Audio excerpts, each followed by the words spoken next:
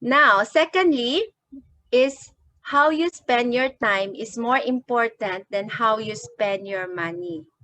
That's why, first and foremost, let's be intentional to spend time with God and spend time with our loved ones, because we need to be intentional to build strong families.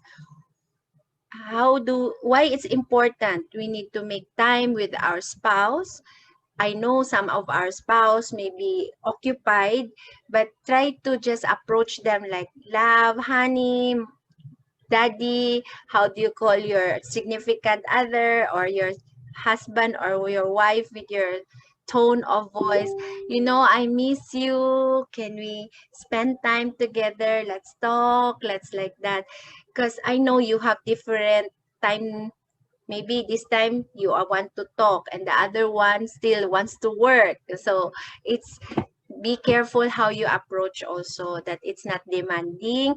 And also to your kids, especially you have teenager, they have their own agenda, their schedule. So let's also try to communicate to them well that it's very important to spend quality time to bonding, so that as you spend time together, your values, your belief, how you can work together as a team, cooperate, how do you think independently, because of course each to our, we already, even our children have their own mindset or their way of thinking. So the more you spend time, the more you can be at one page. And yes, so it's important, huh? Because why it's very important, because family disputes can cause a lot of litigation expenses. Since we are talking about how to be financially wise, treasure your relationship with God, because your total well-being is anchored on that. When you are right with God, it affects your emotional life, spiritual life, di ba? Your mental health, your physical health. So that treasure that rests in the presence of God. And then secondly, your relationship as a family is very important, so that to avoid unnecessary expenses.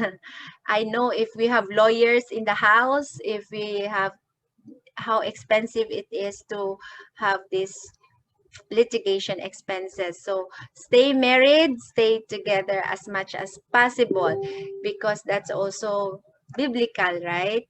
Unless if unreconcilable issues, then you give space to one another and just try to agree to disagree.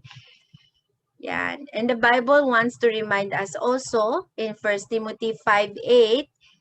But if anyone does not provide for his own family, especially for those of his household, he has defiled or denied the faith and is worse than an unbeliever. So, as parents, father, mother, yes, we need to provide for our loved ones. When our parents are old, if you are older children, let's also take care of our parents when they retire, how that they are well taken care of also.